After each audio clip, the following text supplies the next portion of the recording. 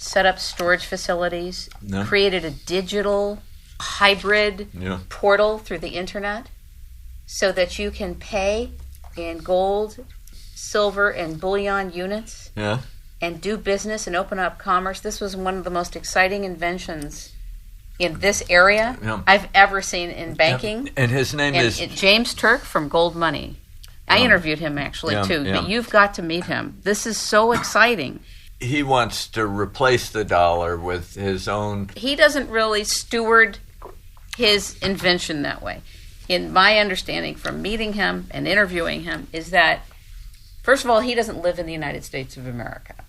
Where does he live? He lives now in Spain, but his company is a Jersey company. And so... He's a Brit.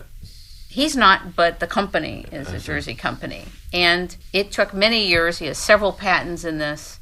It's kind of like a parallel processor. He's not trying to compete against currency. He is doing a parallel process, like the currency markets do what they do. There's all this counterparty risk. That whole thing is going on. And there's another processor going on called gold money, silver money, platinum money, where you actually own what you buy. And you have your own account. It's in Switzerland and in England. And all of a sudden, you have this commercial portal where you can do business anywhere in the world. But then, see, that gives rise to then saying, okay, how do we do metals contracts? Right? If we're going to do business, some people say, look, this currency is being weakened and weakened and weakened. They're doing shorts against currency, which I think should be illegal, but that's my own personal take on that. When you start shorting markets, you start creating instability in markets. But it's this very, very exciting portal, and I really think that it's an opportunity for a lot of people to get involved and to start participating in it. So instead of sitting with all of our money in currency, you can actually have it and see it like a savings account or like a transaction account. So that's something that... It can... a successful experiment can lead to a parallel universe, where which ultimately displaces the incumbent universe if it's fundamentally flawed in the principles that govern it. And I do believe that the idea that currencies are just volatile, fickle entities that can change at any point is destructive to enterprise. I agree. It is a high entropy carrier, and a high entropy carrier can't bear much creative, profitable enterprise, and that's why maybe the Turks experiment, which may be transcending the experimental level now, is I think positive. It's a positive thing. I want to share something with you very, very brief about currency contracts. Doing business in any currency. When you sign a contract today, for example, if I say to you, look, George, I'm going to sign a contract that over 5 years I'm going to give you $700,000.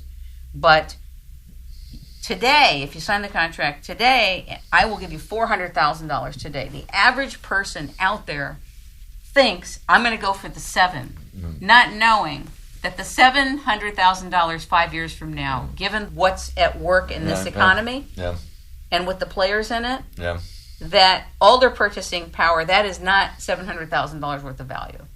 And so I would take my $400,000 contract today and go. And then I'd go buy gold, silver, and bullion, right? Right? And my last question to you is, you talk about cellular infrastructure, 1-bit transistors on a silver silicon, 700 bit streams in a single thread of fiber, cellular infrastructure 1,000 times cheaper than today. That's possible in our lifetime?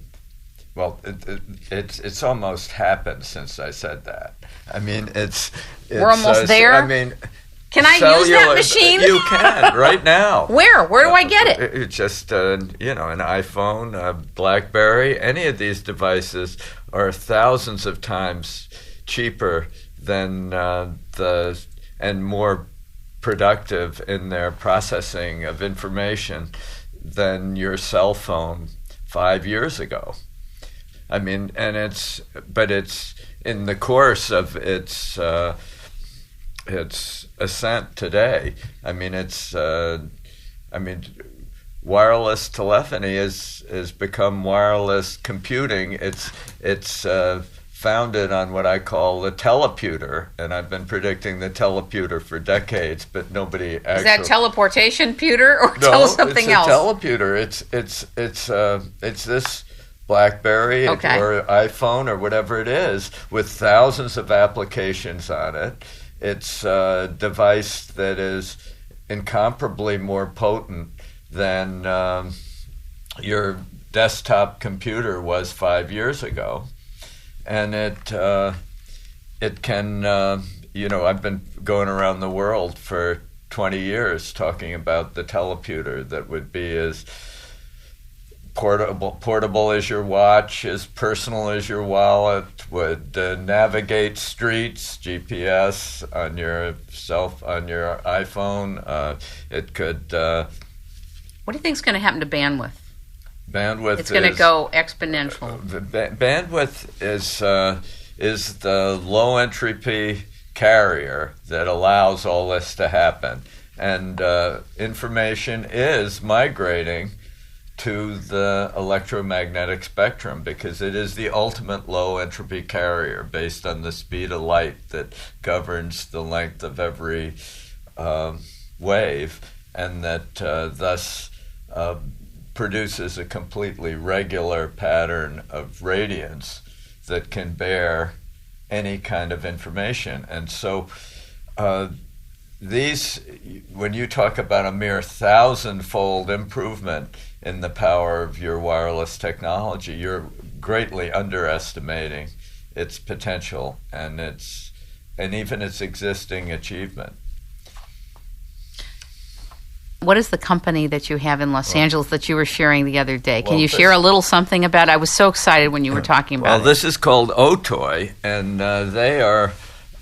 they've conceived the world's fastest computer based on a kind of chip that, unbeknownst to many people, has been advancing 3 times as fast as Moore's Law, which...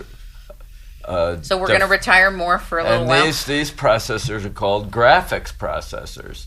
And for about 20 years, 15 years, NVIDIA, ATI, and Intel, and a few companies have been producing graphics processors. And graphics processors design images that are then transmitted on a screen. And so they're intrinsically parallel because each of the pixels on the screen is separate and can be processed separately in real time. So they're intrinsically parallel processors.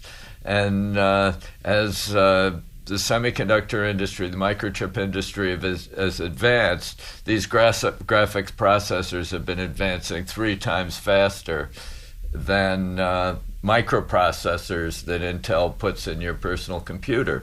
And my friend at OTOY Corporation, his name's Jules Urbach, and he's programs clusters of graphics processors, uses thousands of graphics processors together in parallel clusters to create new supercomputers that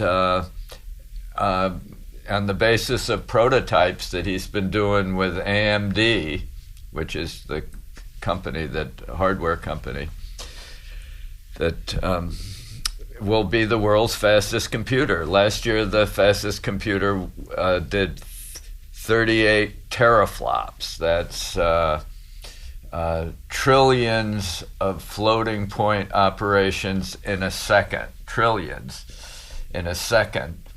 And that was the world's fastest computer.